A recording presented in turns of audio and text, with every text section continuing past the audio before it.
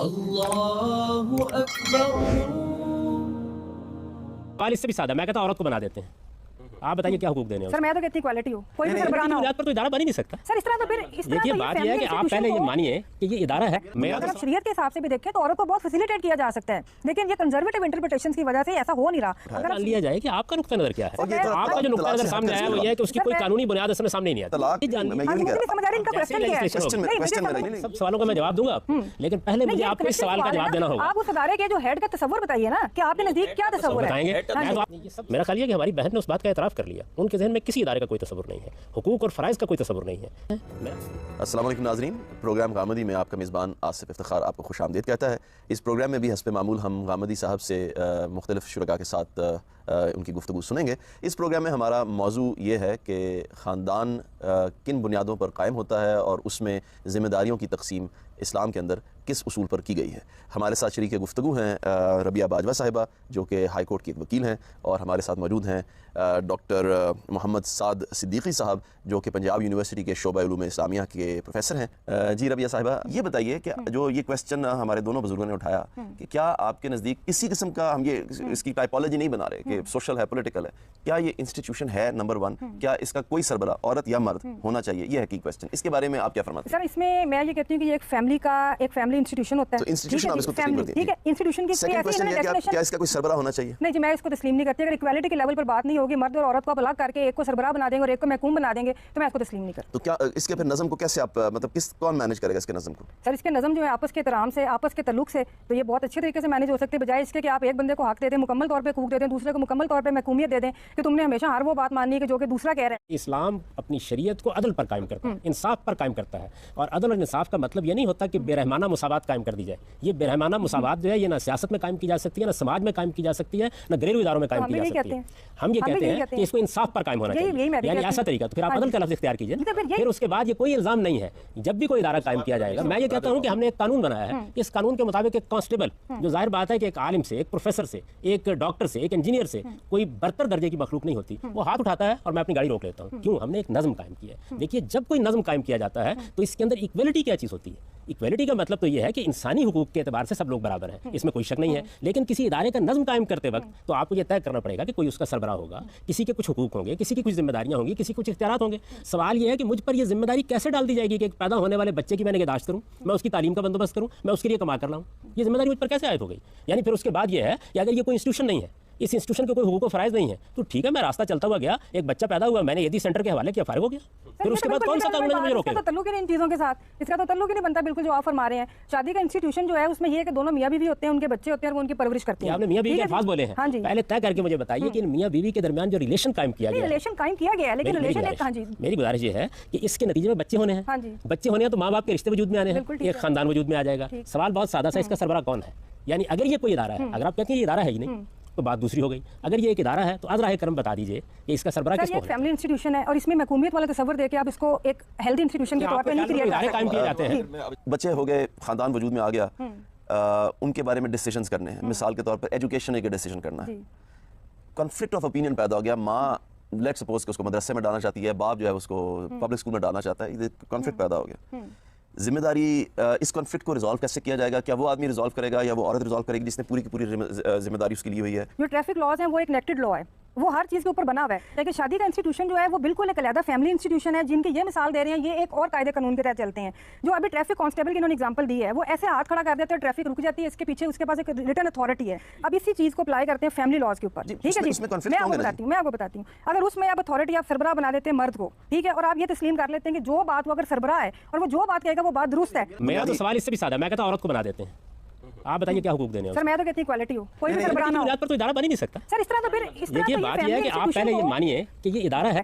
जब अगर आप बात करते हैं बाकी लॉज की और एक फैमिली लॉज की, तो उसमें अगर आप मर्द को बना for the sake of argument आप मर्द को सरबराह बना देते हैं घर का, उसके बाद फिर ये होता है कि रूटीन में जो क्वेश्चन राइज होते हैं, मर्द बहुत जगह पे गलत बात करता है, तो क्या औरत के लिए जरूरी है कि वो हर चीज़ को तस्लीम कर ले? ये सब सवालों का मैं जवाब दूंगा आपको, लेकिन पहले मुझे आपको इस सवाल का जवाब देना होगा। आप उस अदारे के जो हेड का तस्वर बताइए ना कि आपके नजदीक क्या तस्वर है। बताएंगे, मैं तो आपको बताऊंगा कि हमारी शरीयत में, देखिए हमारी शरीयत होता, मुआशरे में भी नहीं होता कि हेड जो भी कहेगा वो गलत कहेगा या सही कहेगा उसको माना जाए। तो किसी जगह जाहिर है, ये तो किसी जगह भी नहीं होता। ये तो किसी जगह नहीं होता। नहीं लेकिन आज के सरबराह के इख्तियारात क्या होने चाहिए, इस पर बहस अलग से है। देखिए मैं फिर वही अर्ज करूंगा कि ये बात महज मिसाल के तौर पर समझाने के लिए कही जाती है। हम जब अपने सियासी निज़ाम का भी किसी को सरबराह बनाते हैं तो क्या हमने उसको ये इख्तियार दे दिया हुआ है कि वो कानून की तमाम हदूद को फलांग जाए? उसके सवाबिदी इख्तियारात तक के बारे में आप वकील हैं, अदालतें सवाल उठा देती हैं कि वो सही इस्तेमाल हुए या नहीं हुए हैं। ये तमाम सवालात पैदा होंगे। बुनियादी क्वेश्चन वही है जो मैंने आपके सामने रख दिया। असल में देखिए, जब आप इसको इदारे के तौर पर लेंगे तो सबसे पहला मसला ये पैदा होगा कि इसका सरबराह कौन है। मैंने अर्ज किया, हम अपना मुकदमा वापस ले लेते हैं थोड़ी देर के लिए, मर्द के बजाय औरत को बता देते हैं, लेकिन सरबराह के बगैर इदारे का तस्वर कैसे हो सकता है? फिर मैं आपसे सवाल करूंगा कुछ समझने के लिए, क्या आप मुझे बताइए कि हमने अपनी एक बहन को उसका सरबराह बना दिया, उसके हुदूद इख्तियारात क्या होने चाहिए? मैं तो ये कहती नहीं, मेरी तो ये लड़ाई नहीं है कि आप औरत को सरबराह बनाएं। मेरा तो मसला ये नहीं है। मेरा तो मसला ये कि फैमिली का इंस्टीट्यूशन जो है वो ह्यूमैनिटेरियन ग्राउंड्स के ऊपर एक नया एक आप इंस्टीट्यूशन डेवलप करते हैं जिसकी बेसिस ह्यूमन जो इमोशंस हैं वो होते हैं। पहली बात लव एंड अफेक्शन होती है और एक दूसरे का इज्जत और एहतराम होता है। उसमें जो भी क्वेश्चन डेली रूटीन में अराइज होते हैं उसको आप किसी इंस्टीट्यूशन की तरह रिजॉल्व नहीं करते, आप उसको म्यूचुअल अंडरस्टैंडिंग के साथ रिजॉल्व। जी प्रोफेसर साहब, सवाल मैंने इनसे ये किया था कि बच्चों के बारे में कॉन्फ्लिक्ट पैदा हो जाता है, एक और बिल्कुल कॉन्ट्रडिक्टरी कॉन्फ्लिक्ट है, या ये फैसला किया जा सकता है, ये फैसला किया जा सकता है। इनके नज़दीक इस तरह के हर मामले को म्यूचुअल कंसेंट से तय किया जाए। मेरा सवाल ये कि जब तय नहीं हो रहा, कंसेंट से इशू रिजॉल्व नहीं हुआ, तो क्या इस तरह की सिचुएशन जिसको या इस तरह की तजवीज़ जिसको रबिया बाजवा साहब जिसका मशवरा दे रही हैं, इसके बाद कोई निज़ाम चलाया जा सकता है? नहीं चलाया जा सकता तो क्यों नहीं चलाया जा सकता? एक चीज़ सिर्फ ऐड करूंगी ताकि आसानी सर को भी आसानी हो जाए। उसमें यह कि अगर ऐसे कॉन्फ्लिक्ट्स अराइज हो रहे हैं तो उसके लिए फिर अदालत में जाना चाहिए। अगर आप मैं सरबराह तस्लीम किसी को नहीं करती, उसमें फिर आप अदालत में जाएं और जो भी इस तरह के हर मसले के लिए हर यही तो मेरी कहने की बात है कि अगर आप इस तरह सरबराह बना देंगे तो लिटिगेशन। अच्छा अब देखिए, ये जो सारी बहस हुई है ना, अगर हम दो लफ्ज़ों में इस सारी बहस को, मैंने और गामिदी साहब ने भी कुछ बातें की और बहन ने भी कुछ बातें की हैं। हम ये कहते हैं कि एक फ़ैमिली इंस्टीट्यूट या एक इदारा है और उस इदारे के बुनियाद वो अहकाम हैं जो शरीयत इस्लामिया ने हमें दी हैं, वो हुकूक़ और वो ज़िम्मेदारियाँ हैं, वो फ़राइज़ और वो ज़िम्मेदारियाँ और वो हुकूक़ हैं जो शरीयत इस्लामिया ने दी हैं पूरे इदारे को। मियाँ बीवी का जो रिश्ता है वो इस तरह का रिश्ता नहीं कुरान बनाना चाहता कि एक मुआहदा है, उसकी कुछ शिक़ें हैं, शिक़ नंबर 1 ये है, शिक़ नंबर 2 ये है, शिक़ नंबर 3 ये है, और वो दोनों एक दूसरे के एक के पास कॉपियाँ हैं और उसके तहत वो ज़िंदगी गुजार रहे हैं। ये ज़िंदगी एक फैमिली ज़िंदगी नहीं है, फिर ये एक फैमिली इंस्टीट्यूट नहीं रहा। गामिदी साहब, आप भी कुछ फरमाएंगे इस बारे में कि ये तो बज़ाहिर बड़ा डेमोक्रेटिक, बड़ा अच्छा, ये तो भी बहुत अहम सवाल है जिससे जवाब चाहिए कि क्या एक्सप्लॉयटेशन है। यानी एक एक्सप्लॉयटेशन वो है जो हमारे माशरे के बेरूह कवानीन के ज़रिए से पैदा होती है, हमारी माशरती रवायात में जो गलतियाँ हो गई हैं उनकी वजह से पैदा होती है। आप शरीयत के कानून में बताइए एक्सप्लॉयटेशन का कहाँ सवाल पैदा होता है? यानी मैंने इसीलिए ये बुनियादी सवाल उठा दिया था कि आप पहले ये फैसला करें कि आप कोई इदारा बनाने जा रहे हैं। मेरा ख्याल है कि हमारी बहन ने उस बात का एतराफ़ कर लिया, उनके जहन में किसी इदारे का कोई तस्वुर नहीं है, हुकूक और फ़राइज़ का कोई तस्वुर नहीं है। ये असल में मामला मोहब्बत है बुनियादी तौर पर, बाहमी एहतराम से जब तक चलता रहेगा। इसके अंदर जिम्मेदारी किसी पर डाली नहीं जा सकती। ये बात वो नहीं फरमा रही, वो ये फरमा रही हैं कि जिम्मेदारियां मैं तस्लीम करती हूँ होनी चाहिए, लेकिन बजाय कि आप एब्सोल्युटली उनको डिवाइड कर दें, वो बाहमी कंसेंट के साथ डिस्ट्रीब्यूट होने चाहिए उनका मुकदमा। बड़ी आपने दिलचस्प बात की, जिम्मेदारियां मैं तस्लीम करती हूँ, तो मैंने गुजारिश की थी कि आप इसको इदारा मानती हैं, इसका एक सरबराह होना चाहिए, आप बताइए क्या जिम्मेदारियां होनी चाहिए। यानी ये जिम्मेदारी का लफ्ज़ जब आप बोलते हैं तो बताइए ना क्या जिम्मेदारियां होनी चाहिए। यानी हमने कॉन्स्टिट्यूशन बनाया अपने मुल्क का, तो तय किया कि उसके अंदर किसके हुकूक क्या है, उसकी जिम्मेदारियां क्या है। देखिए बात यह है कि एक इदारा शरीयत ने बनाया है, शरीयत ने जो इदारा बनाया है उसके अंदर उसने हुकूक व फ़राइज़ की एक तकसीम कर दी है। उस हुकूक व फ़राइज़ की तकसीम को हमने वाज़े करने की कोशिश की आपके ऊपर। हमने ये बताया कि ये हुकूक व फ़राइज़ असल में एक इदारे को इदारा मानकर एक सरबराह का तकर्रुर करके फिर कायम किए गए हैं। आपने फरमाया ये इदारा होना ही नहीं चाहिए। जी रबिया साहिबा, आपके नज़दीक डिस्ट्रीब्यूशन ऑफ रिस्पॉन्सिबिलिटीज़ क्या होनी चाहिए? ये सवाल है जो आप अगर बता दें तो हमारे डिस्कशन आगे चल सके। जी बिल्कुल, उसमें मेरी ये रिक्वेस्ट है इन सब लोगों से कि ये जो इंटरप्रिटेशन करते हैं रिलीजन की, उसको बजाय इसके कि कुछ सख्त बनाकर मर्द को सरबराह बनाकर की जाए, उससे बेहतर ये है कि आप एक इक्वालिटी के लेवल के ऊपर और एक ह्यूमैनिटी के लेवल के ऊपर एक जो डिस्ट्रीब्यूशन है वो करें। उसमें मैं एक एग्जांपल लेती हूँ, जैसे अभी बात हो रही थी सारी कि नानो नुस्खे का मसला है, वो शादी के बाद जो है वो औरत को करना चाहता है। नहीं सर, वापस ले लिया। देखिए आप एक इंस्टीट्यूशन नया कायम करने जा रही हैं, उसका नाम आपने रखा है फैमिली इंस्टीट्यूशन। आप ये कहती हैं वो बाहमी एहतराम और म्यूचुअल रिस्पेक्ट पे कायम होगा। हमारा सवाल ये है कि उस इंस्टीट्यूशन में जिसका कोई सरबराह नहीं होगा, आपके ख्याल में जिम्मेदारियों की क्या तकसीम होनी चाहिए? मैं ये कहती हूँ कि ये फैमिली इंस्टीट्यूशन है और इसमें जब तक इक्वालिटी नहीं होगी, एक जगह हरासमेंट होगी, एक इंसल्ट होगी, तो वो अदारा जो है ना वो फैमिली इंस्टीट्यूशन हेल्दी इंस्टीट्यूशन नहीं होगा और उसको ज़बरदस्ती तो चलाया जा सकता है, लेकिन जैसे एक रिक्वायरमेंट होनी चाहिए फैमिली की, हेल्दी फैमिली की, वो पूरी नहीं हो सकती। हमारी गुजारिश ये है कि ये जितनी बातें आप फरमा रही हैं कि इसमें हरासमेंट होगी, इसमें ये होगा, ये तो किसी ने नहीं कहा। देखिए यहाँ तो ज़ेर बहस सिर्फ ये है, हम इतनी बात बात कह रहे हैं कि ये एक इंस्टीट्यूशन है, इसका एक सरबराह होना चाहिए। देखिए, इससे पहले की एक बात ये कि इससे पहले कॉन्ट्रैक्ट होता है, आप इस चीज़ को डिनाई करते हैं कि कॉन्ट्रैक्ट है, शादी जो है सिविल कॉन्ट्रैक्ट है। ये हर मामला कॉन्ट्रैक्ट ही होता है, हर पहलू के मामला लिहाज से कॉन्ट्रैक्ट नहीं होता, हर मामला लेकिन ये जो है देखिए ये बात सिविल ये कॉन्ट्रैक्ट है कि नहीं है। ये देखिए मैं आपसे अर्ज करूं, हर मामला कॉन्ट्रैक्ट ही होता है। हमारा आइन भी एक कॉन्ट्रैक्ट ही है, हमारा कानून भी एक कॉन्ट्रैक्ट ही है, हमारा ईमान भी एक कॉन्ट्रैक्ट ही है, हमारे पूरे दीन को अल्लाह ताला ने मीसाक और कॉन्ट्रैक्ट से तजवीज़ किया है, जिसमें भी हुकूक व फ़राइज़ ज़ेर बहस आ जाएंगे वो कॉन्ट्रैक्ट ही होगा। सवाल ये है कि वो कॉन्ट्रैक्ट एक इदारे के मुख्तलिफ लोगों के माबैन हुआ है या वो कॉन्ट्रैक्ट राह चलते लोगों के माबैन हुआ है, वो कोई बिजनेस करने का कॉन्ट्रैक्ट है या जिंदगी बसर करने का कॉन्ट्रैक्ट है, ये है ना, जिंदगी बसर करने का वो एक कॉन्ट्रैक्ट। माली कॉन्ट्रैक्ट से डिफरेंट है, इसका भी किसी को इनकार नहीं है। देखिए बात यह, किसी ने ये मिसाल नहीं दी कि वो माली कॉन्ट्रैक्ट है महज, ये बताया जा रहा है कि ये घर बनने जा रहा है, इसके अंदर कुछ रिश्ते वजूद में आ गए हैं, इसमें कुछ जिम्मेदारियां और हुकूक होने हैं, तो क्या इसको एक इदारे के तौर पर देखा जाएगा या इसको महज एक बाहमी दोस्ती के ताल्लुक की बुनियाद पर देखा जाएगा? तीन भी नहीं है कि जिसमें जमहूरियत नाफिज करके कहा जाए अक्सरियत की राय फैसला कौन हो जाएगा, दो लोगों के दरमियान फैसला होना है, और उन्होंने कुछ और के दरमियान में भी होता तो एक आसान तरीका यह था कि अक्सरियत की बुनियाद पर फैसला हो यही जाए। तो यहाँ पे डिफरेंस है कि आप एक ऐसा यूनिवर्सल कानून नहीं बना मैं सिर्फ आपकी बात समझना चाह रहा हूँ कि एक बात मुझे समझ में आ गई आपकी बात से, मैं उसको इससे कतई नजर कि ये राय दुरुस्त है या गलत, बाद में समझ रहा हूँ, और ये समझ में आ गई आपकी बात कि आपका नुक्ता नज़र ये है कि इसमें नज़म चलाने का तरीका म्यूचुअल कंसेंट का होना चाहिए। बिल्कुल ऐसे। मेरा क्वेश्चन ये है कि ये भी हम जानते हैं कि कॉन्फ्लिक्ट भी रोजमर्रा जिंदगी का हिस्सा है और वो रोज पैदा होते हैं, छोटे छोटे मसले से लेकर बड़े से बड़े मसले तक पैदा होते हैं। बिल्कुल ठीक है। और हर मसले में इंसान कानून के पास भागा भी नहीं चला जाता। तीन सवाल मैंने किए, फाउंडेशन आपने बता दिया इक्वालिटी के बेसिस पे, दूसरा सवाल ये है कि डिवीजन ऑफ रिस्पांसिबिलिटी किस बेसिस पर होगी और कॉन्फ्लिक्ट रेजोल्यूशन किस बेसिस पर होगी? जी, उसमें कॉन्फ्लिक्ट रेजोल्यूशन की बात ले लीजिएगा, उसमें मैं ये कहती हूँ जब दो लोग आपस में बैठते हैं खानदान के लोग और वो समझते हैं कि इशू को रिजॉल्व करते हैं, तो उसमें यूनिवर्सल प्रिंसिपल नहीं बना सकते कि या औरत ही हमेशा ठीक कहती है या मर्द ही हमेशा ठीक कहता है। हर एक की अपनी पर्सनैलिटी होती है, पर्सन टू पर्सन, मर्द भी डिफर करते हैं और औरत भी डिफर करती है। तो उस तरह के अगर कॉन्फ्लिक्ट पैदा हो जाते हैं तो बेहतर कोशिश तो यही होती है कि वो लोग आपस में बैठ के इसको रिजॉल्व कर लें, बेहतर जिसकी लॉजिकल बात है उसको तस्लीम कर लिया जाए। अगर ज़्यादा मजीद बात बढ़ती है तो अपनी फैमिली के बाकी लोगों के साथ बैठ के आप उस चीज़ को जो ज़्यादा एक्सपीरियंस्ड होते हैं फॉर इन स्पेसिफिक फील्ड, आप उनसे मशवरा लेकर उसको आप रिजॉल्व कर लेते हैं। जैसे आपने एग्जाम्पल दी थी इंस्टीट्यूशन के बच्चे को कहाँ पर दाखिल कराया जाए, मर्द एक जगह कहता है, औरत एक जगह कहती है। आप खानदान के दूसरे लोग जो कि उस्ताद भी हो सकते हैं या जिनके बच्चे पहले एजुकेशन हासिल कर चुके हैं, आप उनसे भी मदद लेकर तो इस मसले को हल कर सकते हैं। यानी बजाय इसके कि एक महकूमियत तस्लीम कर ली जाए कि जो मर्द कहेगा चूंकि वो सरबराह है तो इसलिए उसी की बात तस्लीम कर ली जाए, उसको मैं नहीं मानती। और डिवीजन ऑफ रिस्पांसिबिलिटीज की जो बात है उसमें ये बात मैं कहूँगी कि इसकी भी मैं ये भी नहीं कहती कि आप मर्द के ऊपर सारी रिस्पांसिबिलिटीज डाल दें और वो उनको पूरा करता रहे। जैसा कि मैंने पहले अर्ज किया कि दोनों चूंकि गाड़ी के पहिए होते हैं, दोनों इक्वल इंसान होते हैं और एक अपनी ज़िंदगी गुजारते हैं, तो उसमें आप उसको भी म्यूचुअली बैठ कर डिसाइड कर सकते हैं कि क्या रिस्पांसिबिलिटीज हो सकती हैं और क्या किस तरह उनको अदा करना चाहिए। जैसे अब एक ये बात प्रिज्यूम की गई है कि इस्लाम में फिर मर्द को कहा गया है कि वो उसको औरत को जो है मेंटेन भी करता है, उसके पीछे एक बैकग्राउंड है, आप उस बैकग्राउंड को क्यों डिस्कस नहीं करते? उसके पीछे ये है कि रिलीजियस इंटरप्रिटेशन से ये कहा गया है कि औरत जो है वो एक महकूमियत का तस्वर कि जब मर्द की इजाज़त के बगैर वो घर से भी नहीं निकलेगी, उसको कई जगह पे पर्दे के बारे में मुख्तलिफ किस्म के इंटरप्रिटेशंस हैं। तो जब आप औरत को एक कन्फाइन करके एक चार दीवारी का तस्वर दे देते हैं और उसमें बिठा देते हैं तो फिर डेफिनेटली जब औरत बाहर ही नहीं जाएगी तो रिस्पांसिबिलिटी मर्द के ऊपर ही जाएगी। यानी ये सारी बैकग्राउंड है इस चीज़ की।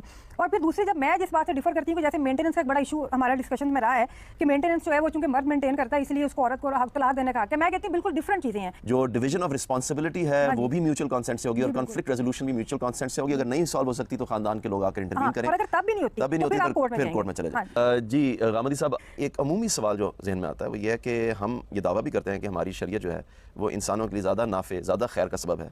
तो ये रबिया बाजवा साहब ने जो मशवरा दिया है इससे क्या खराबी पैदा होगी, क्या माशरे में फसाद पैदा होगा, इससे ये क्यों ज़्यादा बेहतर नहीं है अकली और माशरती बुनियादों पर? मैं सबसे पहले तो ये समझना चाहता हूँ कि ये मशवरा है क्या। यानी इसके अंदर तो कोई कानूनी जिम्मेदारी किसी पर डाली नहीं गई, किसी की कोई जिम्मेदारी नहीं है। देखिए बात यह है कि जब आप कोई इदारा बनाते हैं तो उसके दो पहलू होते हैं। एक उसका अखलाकी पहलू है, अखलाकी पहलू में आप तलकीन कर सकते हैं, नसीहत कर सकते हैं, आप म्यूचुअल कंसेंट से मामला तय करें, बड़ी अच्छी तलकीन है। आप ख़ानदान के पास चले जाएँ, बहुत अच्छी बात है। सवाल यह है कि कानूनी जिम्मेदारियों की नौयत क्या है। वो कहती हैं इब्तिदा में ही तय कर ली जाए। ये तो नहीं उन्होंने फरमाया, अगर इब्तिदा में तय की जाएगी तो फिर इदारा वजूद में आ जाएगा। उन्होंने तो ये कहा कि ये देखिए, यानी आप उनकी बात को दो हिस्सों में तकसीम करें।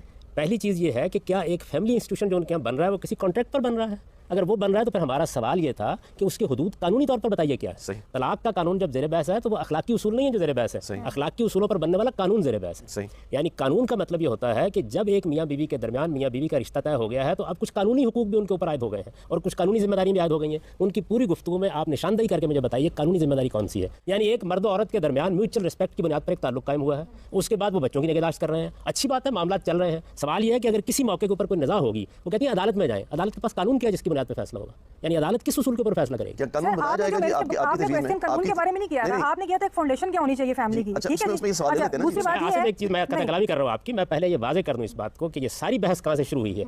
ये बहस यहाँ से शुरू नहीं हुई कि ख़ानदान के इदारे की अखलाकी बुनियादें क्या हैं, इस पर हमने अभी कोई गुफ्तगू नहीं की। जब वो गुफ्तगू होगी तो मैं आपको बताऊंगा कि वो कैसी आला अखलाकी बुनियादें हैं जो हमारे दीन ने हमें बताई हैं। मसला ज़ेर बहस है कानूनी हुकूक का।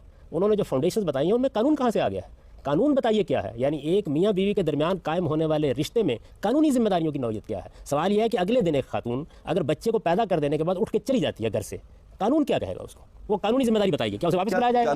क्या माँ के रिश्ते को डिफाइन किया जाएगा? क्या उसके हुकूक तय किए जाएंगे? आपके मशवरे में मैंने अपने सवाल को मजीद मॉडिफाई कर लेता हूँ गामदी साहब की बात की रोशनी में, कि आपने फाउंडेशंस बताई, वो कुछ म्यूचुअल कंसेंट की फाउंडेशंस हैं, उनको किसी हद तक कानून में कन्वर्ट किया जाएगा आपके मशवरे में? वो क्या कानून होगा? सर बात वही फिर आ जाती है कि मैं तो नहीं कह रही कि लेजिस्लेशन आप ना करें, लेजिस्लेशन करें, लेकिन वो एक्सप्लॉइटेशन का एलिमेंट उसके अंदर ना हो। नहीं, मैं ये नहीं कह रहा। समझ आ रही, इनका क्वेश्चन क्या है? क्वेश्चन मेरा ये है कि किस कानून के, यानी क्वेश्चन मेरा ये कि वो आप बता दीजिए ना। हाँ जी। वो मैं बार-बार ये सवाल करने की कोशिश कर रहा हूँ कि अगर आपके नजदीक, जिस तरह गामदी साहब ने फरमाया कि कुछ कानूनी बुनियादें भी रखी जाएंगी, या तो आप ये कहें कि नहीं रखी जाएंगी, आप कहती हैं रखी जाएंगी, कुछ ना कुछ रखी जा सकती हैं। अगर रखी जा सकती हैं तो आपके नजदीक वो क्या होनी चाहिए? सर बात ये है कि कानून क्या होना चाहिए। बात हम ये करते हैं कि अभी तक जो कानून पूरी दुनिया में बने हुए हैं वो कानून क्या है और उनको किस तरह हम बेहतर कर सकते हैं। मेरा ख्याल है ये हमारा इशू है, ये हमारा प्रोग्राम भी जो अभी तक चल रहा है वो यही है कि निकाह जो है, एक निकाह जो है उसका एक ज़ाब्ते के तहत, कानून के तहत एक निकाह होता है, ठीक है जी। उसके बाद तलाक जो है उसके लिए कानून दिए गए हैं। हमारी बुनियादी बहस तो ये है, मैं तो नहीं कह रही कि आप कानून ना बनाएं, कानून तो बनते हैं और हर रिश्ते को रेगुलेट करने के लिए कानून बन सकते हैं। ये जो 3 सवाल मैंने किए थे कि डिवीजन ऑफ रिस्पांसिबिलिटीज आप कहती हैं लाजमन होनी चाहिए और वो म्यूचुअल कंसेंट से होनी चाहिए। आप ये फरमाती हैं कि कॉन्फ्लिक्ट रेजोल्यूशन के लिए भी बहरहाल म्यूचुअल कंसेंट से मामले को तय करना चाहिए। हाँ जी, बिल्कुल ठीक है। ठीक है ना जी। सवाल यह है कि इन तमाम मामलों में डिवीजन ऑफ रिस्पांसिबिलिटीज में, खानदान की तश्कील की बुनियाद में, उसको ख़त्म करने की बुनियाद में, कॉन्फ्लिक्ट रेजोल्यूशन में म्यूचुअल कंसेंट के अलावा कुछ म्यूचुअल कंसेंट से कवानीन भी बनाए जा सकते हैं। बिल्कुल इनकार नहीं, कवानीन है, मैं बिल्कुल इनकार नहीं है जी, बिल्कुल। किस चीज़ आप क्या कवानीन होने चाहिए? म्यूचुअल इश्यूज जो होते हैं वो हर दिन फैमिली जब एक इकट्ठे लोग रहते हैं तो राइज होते हैं। आप मैं शादी से पहले पूछ रहा हूं कि क्या कानून होना चाहिए? पहले तो कानून किस हवाले से आप बात करें, निकाह के हवाले से क्या कानून होना चाहिए? नहीं, निकाह तो ज़ेर बहस नहीं है इस वक्त, तो फाउंडेशन ऑफ द फैमिली बुनियाद है। मैं आपको बताऊं कि मसला क्या है। ठीक है, उसमें ये है कि जितनी बात आप फरमा रही है ना, असल में इसके पीछे भी पूरा का पूरा तारीख पे मजहब खड़ा है। यानी ये जो आप फरमा रही है निकाह, शादी, मियाँ बीवी, बाप माँ, रिश्ते, बाहमी ताल्लुकात, कानून की जितनी बुनियादें हैं आप ये देखेंगे उसके पीछे कोई चीज़ नहीं है सिवाय इसके कि मजहब ने वो असासात आपको फराहम किए हैं जिनकी बुनियाद पर कानून साजी होती है। तो कानून साजी जब भी की जाएगी हुकूक व फ़राइज़ को मुतय्यन किया जाएगा, और जब आप हुकूक व फ़राइज़ को मुतय्यन करने के लिए बैठेंगे तो कुछ जिम्मेदारियाँ डाली जाएंगी और कुछ हुकूक उसके लिहाज से दिए जाएंगे। हमने ये पूछा था कि आप ये बताइए कि कानून क्या बनाया जाएगा। देखिए बात यह है कि शादी ब्याह का जो इदारा है इस वक्त ये कानून की बुनियाद पर बनता है, यानी ये इदारा म्यूचुअल एग्रीमेंट की बुनियाद पर नहीं बनता, बल्कि इसके लिए एक कानून है जो दुनिया भर में है, और उस दुनिया भर में जो कानून बनाया गया उसमें कुछ चीज़ें हमारे यहाँ हैं, कुछ चीज़ें किसी और के यहाँ हैं, लेकिन उसके पीछे असल में फलसफा क्या है? वो ये कि एक मुकद्दस इदारा है, इसमें कुछ रिश्ते तय होने हैं, इसमें कुछ मामलात की नौयतें बननी है, इसमें बच्चे होने हैं, उनकी जिम्मेदारियाँ उठानी है, इसमें बुढ़ापा आना है, इसमें जवानी आनी है, इसमें तालीम होनी है, इसमें तरबियत होनी है। ये जितना कुछ भी इसके अंदर मौजूद है इसके लिए कानून साजी की गई है। कानून साजी की बुनियादें 2 हो सकती हैं, या तो आप बाहमी रजामंदी के साथ अपनी पार्लियामेंट में कानून बनाते हैं, और या आप कानून शरीयत को कबूल करते हैं, जिसकी तरफ मौलाना ने इशारा किया।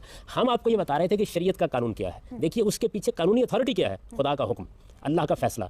तो हम ये बता रहे थे कि उस फैसले की बुनियाद इल्मी और अकली लिहाज से क्या है, क्यों वो फैसला किया गया है। उसमें हमने आपको ये बताया कि शरीयत असल में इस सारे मामले को इदारे की हैसियत से देखती है, वो इस इदारे में हुकूक व फ़राइज़ तय करती है, जिम्मेदारियों का फ़र्क कायम करती है, जिम्मेदारियों के लिहाज से हुकूक देती है। आपने फरमाया कि वो आपके नज़दीक काबिल कबूल नहीं है। हमने उसके जवाब में पूछा कि फिर आप ये बताइए कि आप इस इदारे को कायम करने के लिए क्या हुकूक कायम करेंगे, यानी बच्चे की जिम्मेदारी किस पर होगी? जब औरत बच्चा जनने की सूरत से गुजर रही होगी और वो कोई माशी जदोजहद नहीं कर सकी, उस वक्त जिम्मेदार कौन होगा? जो जिम्मेदारियां मर्द उस वक्त उस मौके के ऊपर पूरी करेगा, वो जिम्मेदारियां करने के लिए उसे कितना पाबंद किया जा सकता है? ये सारी चीज़ें शरीयत में तो तय हैं, लेकिन ये कि आप कोई और कानून बनाना चाहते हैं तो फिर उस कानून की बुनियादें आपको बतानी पड़ेंगी कि वो क्या है। शरीयत पे इख्तिलाफ नहीं हो रहा। बात ये है कि शरीयत ने तो एक कुछ कवानीन दे दिए हैं, कुछ हदूद दे दिए हैं। अब इसकी इंटरप्रिटेशन करना जो है वो हम लोगों का हक भी है और शरीयत हमें इसकी इजाज़त भी देती है। और दूसरी बात ये कि कई ऐसे शरई कवानीन हैं जो पाकिस्तान में ठीक तरह से लागू नहीं है, बाकी के जो बाहर के ममालिक हैं उनमें उसकी इंटरप्रिटेशन और तरह से हो रही है। उसी को समझ रहे हैं, उसी को समझ रहे हैं। मैं ये इससे इनकार नहीं करती कि आप कवानीन बनाने बंद कर दें या कानून नहीं है। मैं तो एक और उलमा इकराम जब इस बारे में बात करेंगे तो वो नसूस से बात करेंगे, आम आदमी जो है वो अपनी बुनियादों पर बात करता है। हमने ये देखना कि कोई बात जो है शरीयत के खिलाफ भी ना हो और एक जो मुनासिब अंदाज में शरीयत को बहुत पॉजिटिव अंदाज में बयान करें। आपके नज़दीक शरीयत क्या कहती है? सर मैं ये तलाक का कानून मैंने 1961 का हवाला दिया था, उसको उसमें पूरी शरीयत को मद्देनजर रखकर तलाक का जो एक हक है वो मर्द को दिया गया है, और उसमें एक ये तरीका है कि 90 डेज के बाद जो है वो तलाक जो है वो इफेक्टिव होगी। इसमें कोई ऐसी नेगेटिव चीज़ नहीं है, यह गैर शरई चीज़ नहीं है, और ये लॉ जो इंप्लीमेंट हुआ है ये चल रहा है। दूसरी बात यह है कि खातून को जो राइट दिया गया डेलीगेटेड डिवोर्स का, वो अभी तक डिस्कस होता रहा है, वो शरीयत भी देती है उसको हक, और ये कानून के अंदर। जी रबिया साहिबा, फिर पहले क्वेश्चन तक हम चलेंगे और जाहिर है ये एक अलग मौजू है पूरा, इसको हम डिस्कस करेंगे आइंदा मौका हुआ तो अगले प्रोग्राम्स में। इस वक्त क्योंकि फोकल क्वेश्चन ये बन गया था, आपने बड़ा अच्छा ये फरमाया कि मैं शरीयत की निगेशन नहीं कर रही। आप 2 ही सूरतें हो सकती हैं, या अकली बुनियाद पर या शरीय नहीं शरीयत की बुनियाद पर या अकल की बुनियाद पर, जो भी आपकी राय है। ये जो फाउंडेशनल क्वेश्चन गामदी साहब ने भी और प्रोफेसर साहब ने भी उठाए हैं कि ख़ानदान की तश्कील की बुनियाद क्या होगी, उसमें डिवीजन ऑफ रिस्पॉन्सिबिलिटीज़ होगी तो फिर किस बुनियाद पर होगी, कॉन्फ्लिक्ट रेजोल्यूशन होगी तो किस बुनियाद पर होगी, आप चाहे शरीयत की समझ की बेसिस पर या अकली बुनियाद पर आप अल्टरनेटिव क्या तजवीज़ कर रही हैं, इसके बारे में सर अल्टरनेटिव नहीं, फिर बात वही आई थी एग्जिस्टिंग लॉज की। इसलिए मैं मजीद थोड़ी सी वजाहत करूँ, इसलिए किया है कि शरीयत में इसको एक इदारे के तौर पर लिया गया है। ये बात की बात है कि कवानीन क्या है, शरीयत इसमें इसको एक इदारे की हैसियत से देखती है, इसमें हुकूक व फ़राइज़ को अलग अलग तय करती है और इसमें सरबराह का फैसला करती है। ये शरीयत में मौजूद है, क्यों है उसके इल्मी और अकली दलाइल हम देने के लिए तैयार हैं। हम उसमें आपको हरगिज़ इसके लिए मजबूर नहीं करते कि आप सिर्फ शरीयत का लफ्ज़ सुनकर उसके सामने सरे तस्लीम कम कर दें। हम ये कहते हैं हम उसके दलाइल देते हैं आपको, लेकिन जान लिया जाए कि आपका नुक्ता नज़र क्या है। आपका जो नुक्ता नज़र सामने आया वो ये है कि उसकी कोई कानूनी बुनियाद असल में सामने नहीं आती। तलाक इस वक्त ज़ेर बहस नहीं है, इस वक्त ज़ेर बहस खानदान की फाउंडेशन है in terms of 3 things. Number 1 foundations of the family, number 2 division of responsibility, number 3 conflict on the resolution. Basis of morality और लॉ, ये जो आप तीनों बातें कर रहे हैं कानून के लिए आप कर रहे हैं, लॉ क्लियर होगी तो वो लॉ क्या होगा? मैं वही बताने लगी हूँ कि जब पाकिस्तान में बात करते हैं या हम लॉज की बात करते हैं तो डेफिनेटली शरई लॉज आ जाते हैं कि जिनसे हमने ड्राइव करनी होती हैं। जी, वो क्या है आपके नज़दीक? ठीक है, उसमें इन्होंने इंटरप्रेट कर दिया जैसे तलाक़ एहसन, तलाक़ आसन, तलाक़ बिदअत, मुबारात, बहुत सारे तरीके हैं। तलाक को आप छोड़ दीजिए। नहीं, मैं वैसे एक आपको एग्जांपल दे रही हूँ। तो उसमें मुस्लिम फैमिली लॉ ऑर्डिनेंस के जरिए एक तरीका आपको बता दिया है, उसमें मुख्तलिफ फ़िक़ा हैं जिनके अपना एक ओपिनियन है। शिया लॉ है, शिया लॉ का जो तरीका डिवोर्स का सुन्नी लॉ से बहुत डिफरेंट है। मोहतरमा मेरा इस वक्त सवाल जो है, मैं फिर दोबारा इसको तकरार करने में माजरत चाहता हूं। सवाल है कि हमने जितनी अब तक गुफ्तगू की है वो इस उसूल को मानकर की है और इस उसूल को हम अकली लिहाज से बिल्कुल दुरुस्त समझते हैं कि इस्लामी शरीयत दर हकीकत निकाह के इदारे को एक इदारा समझती है, इसमें हुकूक व फ़राइज़ तय करती है और इसमें उसने सरबराही का फैसला किया है। यानी वो इस इदारे को महज बाहमी एहतराम पर कायम एक इदारा नहीं समझती, बल्कि हुकूक फ़राइज़ पर मबनी एक इदारा करार देती है और उसमें ये फैसला करती है कि इसका एक सरबराह होना चाहिए। इस तसव्वुर पर गुफ्तगू हो रही है। आप ये कहते हैं ये तस्वुर सही नहीं है। हमने पूछा था जी इससे मुख्तलिफ तस्वुर है तो वो बयान कर दी। अगर आप शरीयत के हिसाब से भी देखें तो औरत को बहुत फैसिलिटेट किया जा सकता है, लेकिन ये कंजर्वेटिव इंटरप्रिटेशन की वजह से ऐसा हो नहीं रहा। अब जैसे इद्दत की बात है कि औरत की मेंटेनेंस होती है, आमतौर पर दी जाती है इद्दत की पीरियड तक, शरीयत में ऐसे नहीं है। आप शरीयत के लिहाज से देखें तो उसको ताहयात भी दी जा सकती है, तो क्यों ऐसी लेजिस्लेशन को प्रमोट नहीं किया जाता? हर मामला कंटिंजेंट बेसिस पर कानून साजी के जरिए से तय भी किया जा सकता है, उसमें मॉडिफिकेशन। मेरा सवाल तो शादी होगी किस उसूल के ऊपर, यानी पहला सवाल तो ये पैदा हो जाएगा। उसकी वजह यह है कि यहाँ तो शादी का एक कानून है बना हुआ है। जिस वक्त हम शादी करते हैं तो औरत को भी मालूम होता है कि वो इस्लामी शरीयत के मुताबिक शादी कर रही है, मर्द को भी मालूम होता है कि वो शादी कर रहा है और उसमें जिम्मेदारियाँ तय हैं। जब आप उस पूरे के पूरे कानून को कबूल करने के लिए तैयार नहीं होंगे तो फिर आपको कोई मुतबादिल कानून देना पड़ेगा ना। सबसे पहला सवाल तो यही होगा। कंटिंजेंट बेसिस पर आप तय कर लें आपस में बैठ के, जिस तरह फर्ज कर लीजिए कि एक मर्द औरत बैठ के तय करेंगे तो फिर 15,000 सवाल हैं, इनके जवाब देने चाहिए, क्योंकि वो जवाब पहले तो मिले हुए हैं। फिर तो बहुत से सवाल हैं। मैंने अर्ज़ किया था कि जैसे ही वो ये बात फरमाएंगी तो फिर मुझे ये सवाल करने हैं। फिर उसके बाद निकाह की तकरीब तो बहुत बाद में होगी। पहले कई नशस्तें होंगी जिनमें मर्द औरत बैठ के ये तय करेंगे कि ज़िंदगी में पेश आने वाले मामलात के अंदर अब क्या मसाइल हो जाए। मेरी गुजारिश सुन लीजिए, उन्होंने बड़ी वजाहत के साथ ये बात फरमाई है कि उनके नज़दीक इस इदारे को किसी सरबराह के बगैर होना चाहिए। असल में जिस वक्त इदारा किसी सरबराह के बगैर कायम किया जाता है तो फिर वो इदारा तो कायम नहीं होता, फिर वो एक बाहमी मुआहदा है। बाहमी मुआहदे में फिर ये ज़रूरी है कि पहले बैठ के तय किया जाएगा कि अब मामलात पेश आएंगे तो होगा क्या। पहले तो आप ये देखिए ना, एक इदारा जब आप कायम करते हैं तो इदारे के लिए पहले कुछ रिवायात मौजूद हैं, पहले से कुछ चीज़ें तय हैं, उनकी बुनियाद पर वो इदारा कायम है। उस इदारे को इदारा मानकर आप चल रहे हैं। अब कोई मसला पेश आ गया तो वो मसला ख़ानदान के पास चला गया या वो मसला अदालत के पास चला गया। वहाँ बहुत जुज़ी मसाइल होते हैं जो जाते हैं। बैसियत मजमूई उस इदारे के तमाम हुदूद तय हैं। यानी उसमें मालूम है कि बच्चा पैदा होगा तो बाप बन जाना है, मालूम है कि बाप के हुकूक ये हैं, मालूम है कि माँ के हुकूक ये हैं, मालूम है कि 15-16 साल तक ये फैसले माँ और बाप को करने हैं, ये मालूम है कि मर्द को जिम्मेदारियाँ उठानी है, ये मालूम है कि तमाम माली जिम्मेदारियाँ मर्द के ऊपर डालकर ये इदारा बनाया गया है। ये सब कुछ खत्म हो गया ना। गामदी साहब वही कहती हैं कि बुनियादों को मैं लाजमन चैलेंज नहीं कर रही, माशरे की जो कन्वेंशंस और रवायात हैं वो चलती रहें, लेकिन ये राइट होना चाहिए लोगों को कि उसमें जहाँ पर जिस बुनियाद को वो म्यूचुअल कंसेंट से चेंज करना चाहते हैं वो कर लें। इस पर तो हमने बहुत गुफ्तगू कर ली थी। हमने ये कहा था कि देखिए पहले आप उस इदारे की असासात को समझ लीजिए, इसके बाद ये गुंजाइश उसमें मौजूद है कि निकाह के मौके के ऊपर अगर औरत कोई हक़ लेना चाहती है तो वो ले ले और मर्द कोई हक़ छोड़ना चाहता है तो अपना हक़ छोड़ दे। लेकिन जब आप एक कानून बनाएंगे पूरा का पूरा और उस कानून की बुनियाद इस उसूल के ऊपर रखेंगे कि ये कोई इदारा नहीं है, तो जाहिर है कि फिर आपने उस उसूल को ही तस्लीम करने से इनकार कर दिया जिसकी बुनियाद पर वो सारा कानून मबनी था। यानी उसका कोई सरबराह नहीं होगा। नहीं, इदारे का कोई तस्वर इसके बगैर कायम नहीं किया जा सकता, इसलिए कि फिर बहुत से सवाल पैदा हो जाते हैं। अगर सरबराह नहीं होगा तो वो माशरे में क्या फसाद आपके नज़दीक पैदा होगा? मेरे नज़दीक सबसे बड़ी बात तो ये होगी ख़ानदान का इदारा वजूद में आ ही नहीं सकेगा। उसकी वजह यह है कि ख़ानदान का इदारा है क्या चीज़, इसमें बच्चे पैदा होने हैं, उनकी तालीम होनी है, उनकी तरबियत होनी है, उनकी कुछ जिम्मेदारियाँ आपके ऊपर आयद होनी है, उनको जवानी को पहुँचना है, उनको उसके बाद कुछ फैसले करने हैं, उसके बाद आपको बुढ़ापे को पहुँचना है और आपके बुढ़ापे की कुछ जिम्मेदारियाँ उनके ऊपर आयद होनी है। ये सारी की सारी जिम्मेदारियाँ किस उसूल पर तय होंगी? अब तो ये उस उसूल के ऊपर तय है कि ख़ानदान बना है, उसका एक सरबराह है, वो बहुत से फैसले करेगा, उन फैसलों की बुनियाद पर ये इदारा कायम होगा और उसके बाद फिर उसके कुछ हुकूक हैं जो उसको हासिल हो जाएंगे और कुछ जिम्मेदारियाँ जो अदा कर देगा। आपने जो बात कही है उसमें ना मुझे अब मालूम हो रहा है कि जिम्मेदारियाँ क्या हैं, ना मुझे मालूम हो रहा है कि हुकूक क्या है। तो मेरे लिए तो ये एक तारीख दुनिया है। फिर इसके बाद मुझे बताइए पहले सबसे कि आप क्या तस्वुर पेश कर रहे हैं। देखिए बात यह है कि अगर हमारे कानून में या शरीयत के कानून में किसी जगह आप उंगली रख के कोई खामी बताते हैं तो हम उसका जवाब देने के लिए तैयार हैं। बुनियादी बात तय हो गई कि जिम्मेदारी मर्द के ऊपर है। अब उसके बाद सिर्फ मिकदार का मसला है। जब आपने इस बुनियादी बात को चैलेंज कर दिया कि जिम्मेदारी मर्द के ऊपर नहीं है, जिम्मेदारी बाहमी तौर पर उठानी है, तो सवाल ही खत्म हो गए। देखिए अगर आप ये कहते हैं कि कुरान और सुन्नत इस मामले में कोई दूसरा उसूल बयान कर रहे हैं, यानी उन्होंने इस इदारे को इस तरह नहीं देखा जैसे हम देख रहे हैं, तो फिर आपको ये बताना पड़ेगा कि कुरान मजीद की किस आयत से आप ये इस्तेमाल कर रहे हैं, आप किस हदीस की बुनियाद पर ये बात कर रहे हैं। और जाहिर है कि उसकी बुनियाद पर आपसे बहुत से सवाल होंगे। हमने उन सवालों को छोड़ दिया। उसकी वजह यह है कि ये बात ज़रा थोड़ी सी फनी हो जाती है। हमने तो ये बात कही कि देखिए बात यह है कि कुरान अपने निज़ाम में इस इदारे को इस तरह देखता है। आप इससे मुख्तलिफ कोई तस्वुर पेश करते हैं तो उसके कानूनी बुनियादें बता दीजिए। उससे ये बात बिल्कुल वाज़ेह हो गई इस बहस के नतीजे में कि दर हकीकत वो नहायत मुहकम कानूनी बुनियादें हैं जो कायम की गई हैं, उनकी बुनियाद पर रिश्ते वजूद में आए हैं, उनकी बुनियाद पर ख़ानदान के इदारे को तकद्दुस हासिल हुआ है, उनकी बुनियाद पर शादी एक मुक़द्दस इदारा और मुक़द्दस बंधन बनी है और उसमें कुछ हुकूक व फ़राइज़ जो तय हैं। नाज़रीन, ये बात हमारे सामने आई है कि हमारे यहाँ पर जो उलमा कराम मौजूद थे, उनके नज़दीक शादी महज दो अफराद का आपस का कॉन्ट्रैक्ट नहीं है, बल्कि इससे आगे बढ़कर हुकूक व फ़राइज़ और कुछ रिश्तों और उनमें हिफ्ज़ मरातिब का एक इदारा है।